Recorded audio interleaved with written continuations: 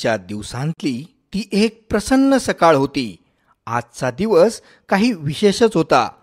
जिजाऊ मासाहेब आणि शिवबाराजेंनी कर्यात मावळातल्या नरे, आंबेगाव, कोंढवे बुद्रुक, कात्रज, वेळे, केहत, वरपे, खोपी, कल्याण, कोंढणपूर आणि आसपासच्या सगळ्या गावच्या पाटलांना आपल्या खेड शिवापूरच्या वाड्यावर बोलावलेलं होतं. 1650च्या दशकातला सुरुवातीचा तो काळ होता. मावळातल्या खोऱ्यांमध्ये स्वराज्याचं चिमुकलं स्वप्न आता चांगलंच मूळ धरून रुजलेलं होतं. 20-21 वर्षांचे धडाकेबाज मोठ्या उमेदीचे शिवबाराजे सगळ्यांच्या आदराचं स्थान होतं आणि त्यांच्या मातोश्री तेजस्वी जिजाऊ मासाहेब म्हणजे सगळ्या मावळच्याच आई होत्या. त्यामुळंच त्या निमंत्रणानं हरकलेले सगळे पाटील आपल्या बैलगाड्या जुंपून किंवा आपापल्या घोड्यांवर बसून अगदी भल्या पहाटेच आपल्या घरातून बाहेर पडलेले होते. आपल्या खास ठेवणीतले जरीपटके त्यांनी घातले होते आणि अंगावर खास ठेवणीतले सुंदर कपडे त्यांनी घातलेले होते. आपल्या लाडक्या राजाला देण्यासाठी फळांचा, शेंगांचा आणि असाच काही रानमेवा मोठ्या प्रेमानं प्रत्येकानं आपल्या सोबत आणलेला होता. नक्कीच जिजाऊ मासाहेबांचं आणि शिवबाराजांचं ह्या पाटलांकडं काहीतरी महत्वाचं काम होतं. सकाळच्या वेळी खेड शिवापूरचा शिवगंगा नदीच्या किनाऱ्यावर असणारा टुमदार वाडा धुक्यानं वेढलेला होता. शिवगंगा नदीच्या पात्रात पाणी फारच कमी होतं आणि ते झुळझुळ वाहत होतं. तिथं जवळच आंबराई फुललेली होती. आंबराईतल्या बहरलेल्या आंब्यांच्या झाडांमुळं डोळ्यांना सुखावणारी हिरवी गर्द वनराई तिथं नटलेली होती. जिजाऊ मासाहेबांनी मोठ्या हौसेनं तिथं विविध फुलांच्या बागा लावून घेतलेल्या होत्या आणि त्या बागेतली नटलेली फुललेली फुलं तिथल्या सौंदर्यात भरच टाकत होती.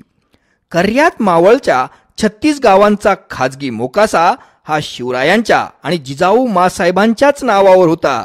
त्यामुळं इतर मावळांपेक्षा या कर्यात मावळावर शिवरायांचं विशेष प्रेम होतं आणि अर्थात कर्यात मावळही शिवरायांवरून अगदी आपला जीव ओवाळून टाकायला कधीही तत्पर होतं. शिवगंगा नदी ही छोटीशी नदी जी सिंहगड कोंढाणा किल्ल्यावर उगम पावते आणि जवळपास केवळ 30 किलोमीटरचा प्रवास करून मोहरी बुद्रुक गावाजवळ गुंजवणी नदीला येऊन मिळते. कर्यात मावळसाठी ही शिवगंगा नदी म्हणजे जीवनदायिनीच होय.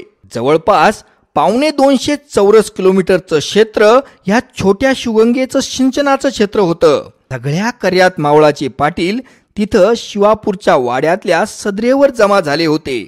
तिथं सगळ्यांचं उत्तम स्वागत करून त्यांना फराळ दिलं गेलं आणि नंतर चांदीच्या पेल्यांतून केशरी दूधही दिलं गेलं. आता ते सगळेजण शिवबाराजेंची आणि मासाहेब जिजाऊ साहेबांची वाट पाहत होते आणि तेवढ्यात सदरेवर शिवबाराजेंचं आणि मासाहेबांचं आगमन झालं.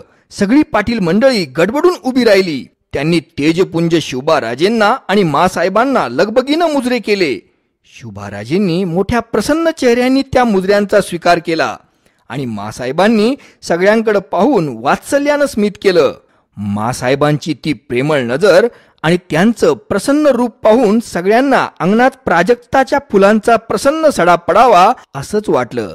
मासाहेब आणि शिवबाराजे आपापल्या स्थानावर स्थानापन्न झाले आणि नंतर त्यांनी इशारा करताच सगळे पाटीलही आपापल्या बैठकीवर बसले. मासाहेबांनी अगोदर काही काळ सगळ्यांची अगदी प्रेमानं विचारपूस केली आणि मग शिवबाराजेंनी त्यांना ज्या महत्वाच्या कामासाठी बोलवलेलं होतं त्या मुद्द्याला हात घातला. शिवबाराजे म्हणाले, शिवगंगा नदी म्हणजे कर्यात मावळसाठी गंगा नदीच. पावसाळ्यात शिवगंगा अगदी धोधो दुथडी भरून वाहते, पण उन्हाळ्यात साप आटून जाते. सगळ्या कर्यात मावळाला पाण्यासाठी उन्हाळ्यात वणवण भटकावं लागतं. शेती काही बारमाही पिकत नाही. यासाठी काहीतरी तजवीज करावी अशी आमची इच्छा आहे. जर आपण सगळ्यांनी मिळून शिवगंगा नदीला जर भक्कम दगडी बांध घातला तर कर्यात मावळच्या सगळ्याच गावांची कायमची सोय होईल. पिण्याच्या पाण्याचा प्रश्न मिटेल आणि शेतीला जास्त पिकं घेता येतील. शिवबाराजेंचं हे बोलणं ऐकताच सगळेजण एकमेकांच्या तोंडाकडे पाहू लागले. शिवरायांचं म्हणणं अगदी योग्यच होतं. पावसाळ्यात एखाद्या अवखळपुरीसारखी नाचणारी दुथडी भरून वाहणारी शिवगंगा नदी हिवाळा संपता संपताच अदृश्य होऊन जायची, होत्याची नव्हती व्हायची आणि मग सगळ्या कर्यात मावळावर उन्हाळ्यात पाण्यासाठी वणवण हिंडायची वेळ यायची. विहिरींच्या पाण्यावर कर्यात मावळाची तहान कशीबशी भागवावी लागायची. बारमाही शेती पिकवण्याची दुसरी काही सोय नव्हती. पण हे काम काही सोपं नव्हतं. खूप सारं मनुष्यबळ, खूप सारा वेळ त्यासाठी लागणार होता. शिवबाराजे पुढे म्हणाले, आम्ही तशी एक जागा धरणासाठी हेरून ठेवलेली आहे. सगळ्यांना हत्यारं, अवजारं आणि खाणंपिणं आम्ही पुरवू, पण कष्ट मात्र तुमच्या सगळ्यांचंच पाहिजे. येत्या उन्हाळ्यात आपण जर सगळेच एकदम कामाला लागलो तर पक्क धरण होऊन जाईल, सगळ्यांचीच सोय होईल. आणि शिवबाराजेंच्या त्या बोलण्यावर सगळ्या पाटलांमध्ये कुजबूज सुरू झाली. ही योजना फारच नामी होती, सर्वांच्याच कल्याणाची होती, पुढच्या कित्येक पिढ्यांची सोय होणार होती. सगळ्यांनीच मग त्यासाठी अगदी आनंदानं होकार दिला. आपापसात चर्चा करून कुणी किती मनुष्यबळ पुरवायचं याची पूर्ण योजना तयार करण्यात आली. सगळ्यांमध्ये आता एक नवीन उत्साह संचारलेला होता. ही एक क्रांतिकारी योजना होती. सगळेजण धरणाची आणि बारमाही शेतीची स्वप्न घेऊन आपापल्या गावी परत गेले. आणि लवकरच ठरल्याप्रमाणे एके दिवशी धरणाचं आऊसाहेबांच्या शुभहस्ते भूमिपूजन झालं. शिवबाराजेंनी पहिली कुदळ मारली आणि काम सुरू झालं. 25-30 गावचे लोक आपापल्या पाटलांच्या नेतृत्वाखाली झटू लागले. गावांनी आपापले गट करून काम करण्याचे दिवस वाटून घेतलेले होते. प्रचंड श्रमदानातून हा बांध उभारायचा होता. मग पहारी खणखणू लागल्या, घणांचे घाव फटाफट पडू लागले, पाथरवट दगड घडू लागले, आवडी घेऊन गडी माणसं माती दूर करू लागली, तर बाया माणसं घमेल्यांमधून त्या मातीला भरून आपल्या डोक्यावर वाहून दूरवर नेऊन टाकू लागली. उन्हातानाची बिलकुल पर्वा न करता सगळेजण जोमानं कामाला लागलेले होते. हा त्या सगळ्या गावांसाठीच त्यांच्या भविष्याचा प्रश्न होता. धरणासाठी खोलवर पाया खणला जात होता. चुन्याचे घाणे फिरत होते आणि घडवलेले दगड एकमेकांवर ठेवले जात होते. हळूहळू धरण आकाराला येऊ लागलं होतं आणि त्यासोबत लोकांचा उत्साह सुद्धा वाढीला लागलेला होता. जसं जसं ऊन तापू लागलं तसं तसं धरण आकाराला येऊ लागलं होतं. शिवगंगा नदी आता केव्हाचीच अदृश्य झाली होती. तिथं वाळू सोडली तर तिचं अस्तित्वच नव्हतं. शिवगंगा नदीच्या दोन्ही तटांना काठांवर तिथं खोलवर भक्कम पाया घेऊन धरणाच्या भव्य भिंतींची उभारणी हजारो हातांनी रात्रंदिवस काम करून अगदी थक्क करणाऱ्या गतीनं केली होती. केवळ 2-3 महिन्यांच्या कालावधीतच कर्यात मावळातल्या हजारो मावळ्यांनी आणि त्यांना साथ देणाऱ्या त्यांच्या अर्धांगिनींनी चमत्कारच घडून आणलेला होता. आता फक्त नदीच्या मधल्या पात्रात पाया घेऊन धरणाची भिंत तिथं एकदा उभारली की झाला आपला बांध, आपलं धरण तयार. लवकरच सगळ्यांच्या पिण्याच्या पाण्याची सोय होणार. सगळीकडे त्या धरणातले कालवे फिरणार आणि त्या पाण्यानं भरलेल्या कालव्यामुळं बारमाही शेती सगळीकडे फुलणार. सगळ्यांच्या डोळ्यांमध्ये आता हिरवी स्वप्न फुलू लागली होती. मोठ्या उत्साहानं सगळ्यांनी नदीच्या पात्रातली वाळू हटवली. मात्र सगळ्यांचे चेहरे काळे ठिक्कर पडले. शिवगंगा नदीच्या पात्रामध्ये ऐन मध्यभागीच तिथं एक फार मोठी धोंड होती. निव्वळ कातळ आणि कठीण दगडाची धोंड. आणि ती धोंडही काही थोडी थोडकी छोटी नव्हती. 20-30 फूट रुंद आणि तेवढीच लांब ओबड धोबड कातळाची कठीण धोंड. या धोंडीला टाळून धरण पूर्ण करता येणं शक्यच नव्हतं आणि तिला हटवणंही जवळपास अशक्यच दिसत होतं. सगळ्या लोकांनी त्वेषानं त्या कातळावर हल्ला चढवला. ती एक छोटीशी टेकडीच होती आणि त्या चिवट कठीण धोंडेनं काही लोकांना दादच दिली नाही. सगळ्यांचे हातपाय त्या धोंडेसमोर गळाले, पण त्या धोंडेचा टवकाही उडाला नाही आणि सगळ्या मावळ्यांचे चेहरे हिरमुसले. पहारी, घन, हातोडे, छिन्नी, सुरुंग कशालाही ती धोंड काही दादच देत नव्हती. तब्बल महिनाभर शेकडो लोक त्या धोंडेशी झटल्यानंतर सगळेजण शेवटी हताश झाले आणि शेवटी धरणाचं कामच बंद पडलं. त्या धोंडेपुढं नाईलाजून सगळेजण उदास चेहऱ्यानं परत गेले. शिवबाराजे आणि आऊसाहेबांनाही फार दुःख झालं होतं. शेकडो हजारो लोकांची गेल्या 2-3 महिन्यांची कठोर मेहनत आणि पाहिलेली सगळी स्वप्न वाया गेली होती. मोठ्या जड मनानं काळजावर दगड ठेवून मासाहेबांना आणि शिवरायांना धरणाचं ते काम थांबवण्याचा निर्णय आता घ्यावा लागलेला होता. धरणाचं काम बंद पडलं. सगळेजण आपापल्या घरी गेले. हे धरण होऊ नये अशीच परमेश्वराची इच्छा असावी असं सगळ्यांना वाटत होतं. देवाचा प्रकोप, देवाचा शाप वगैरे नेहमीच्याच अफवाही पसरलेल्या होत्या. ती निव्वळ कातळाची कठीण धोंड पोळून हटवणं म्हणजे केवळ अशक्य असं सगळ्यांच्या मनात ठामपणे वसलेलं होतं. प्रत्येकानं धरणाची आस आणि धरणाची स्वप्न सोडून दिली होती.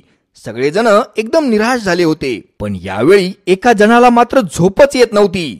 एक पाटील मात्र अजूनही आशावादी होते आणि या पाटलांचं नाव होतं येसाजी कामथे पाटील आणि त्यांचं गाव होतं कोंडवे बुद्रुक.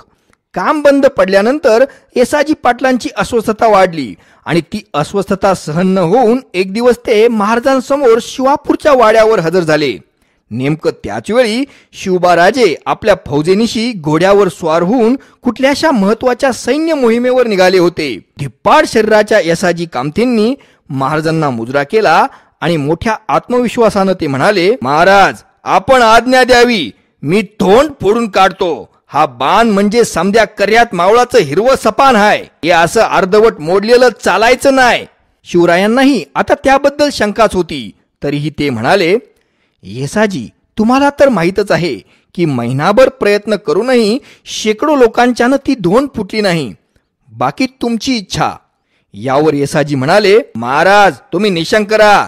तुम्हाला मोहिमेवरून परत येईपर्यंत मी ही धोंड फोडून बाजूला हटवतो. मग शिवरायांनी येसाजी पाटलांकडे पाहून स्मित हास्य केलं आणि ते म्हणाले, येसाजी आई भवानी तुम्हाला उदंड यश देवो.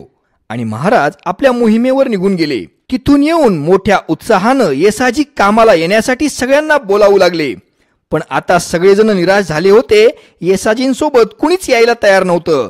तसंच देवतांचा शाप, देवतांचा प्रकोप अशा अनेक अफवाही त्या ठिकाणी पसरलेल्या होत्या आणि त्या धोंडेशी झगडणं म्हणजे निव्वळ मूर्खपणा असं सगळ्यांचं ठाम मत झालेलं होतं.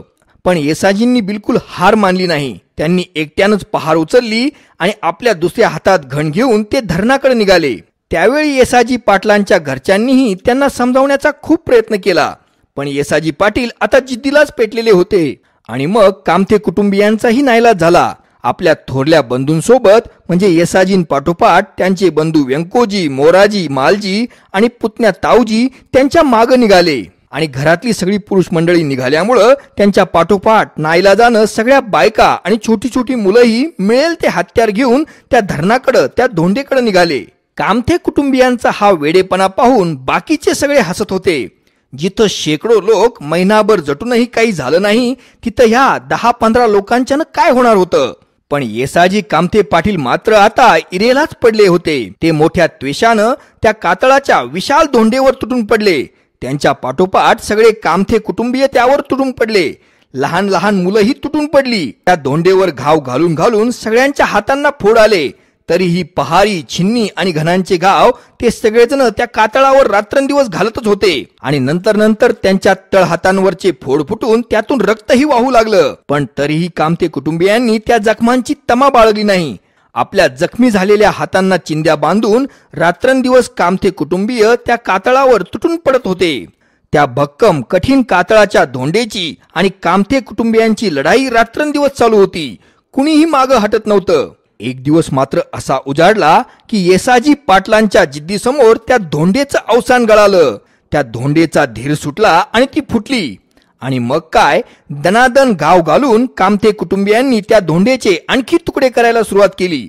आणि जशी सगळीकडे मावळात ही बातमी पसरली की येसाजी कामथे पाटलांनी ती धोंड फोडली, तसा लोकांमध्ये एक वेगळा उत्साह पसरला. हजारो लोक कुदळ, फावडी, घण, पहारी, छिन्नी, हातोडे घेऊन धरणाकडे धावले.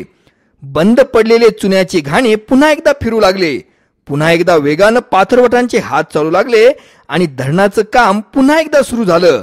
आणि हा म्हणता धरण पुरं देखील झालं. मित्रांनो, येसाजी कामथे पाटलांनी आणि त्यांच्या कुटुंबियांनी किती दिवसात ही धोंड हटवली याबाबत आपल्याला अनेक मतं आढळतात. काही जण म्हणतात की 2 महिने लागले, काही जण म्हणतात की केवळ 1 महिन्यात हटवली, काही जण म्हणतात 1 आठवड्यात, तर काही जण 1 दिवसही सांगतात. पण कितीही दिवस असो, कामथे पाटलांनीच ती धोंड हटवली आणि ती धोंड हटवल्यामुळे धरण पूर्ण होऊ शकलं हे मात्र निश्चित आहे. जेव्हा ते धरण बांधून पूर्ण झालं तेव्हा महाराजांना आणि जिजाऊ मासाहेबांना खूपच आनंद झाला होता. सगळं कर्यात मावळ आनंदानं नाचत होतं. शिवरायांनी मग मोठ्या खुशीनं येसाजींच्या खांद्यावर हात ठेवला आणि ते म्हणाले, बोला येसाजी पाटील, तुमच्या या महान कामगिरीबद्दल आम्ही तुम्हाला कुठलं बक्षीस द्यावं. यावर येसाजी कामथे पाटील म्हणाले, महाराज बक्षीस नको आम्हाला. द्यायचंच असल तर आमची वडलोपार्जित इनामाची जमीन द्या कसायला. आमचं थोरलं भाऊ बाबाजी शहाजी राजांसोबत होतं. मोठं वतन आमच्या कुटुंबाकडे होतं.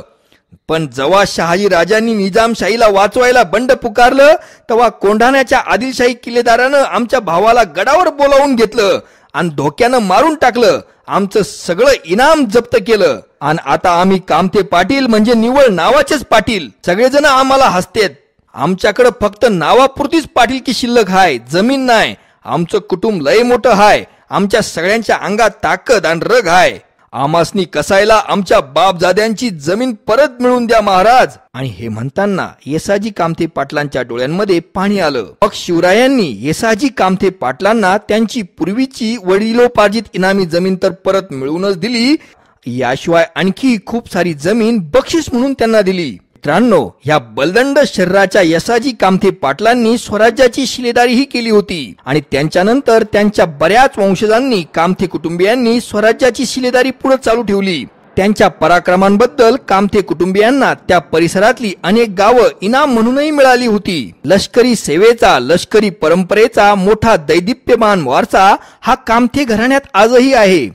मित्रांनो, 26 नोव्हेंबर 2008 रोजी मुंबईवर झालेल्या दहशतवादी हल्ल्यामध्ये ज्या वाघाचं काळीज असणाऱ्या IPS अधिकारी अशोक कामटेंना वीरगती प्राप्त झाली होती, ते स्वर्गीय श्री अशोक कामटे साहेब म्हणजे ह्याच येसाजी कामते पाटलांचे वंशज आहेत. मित्रांनो, अशाच सुंदर सुंदर कहाण्या आणि किस्से ऐकण्यासाठी आपण माझ्या YouTube चॅनलला भेट द्या. आपल्या प्रोत्साहनाची मला गरज आहे. मला प्रोत्साहन देण्यासाठी आपण माझ्या YouTube चॅनलला सबस्क्राईब करा. माझ्या व्हिडिओला लाईक करा, कॉमेंट करा आणि शेअर सुद्धा करा. आपले खूप खूप धन्यवाद.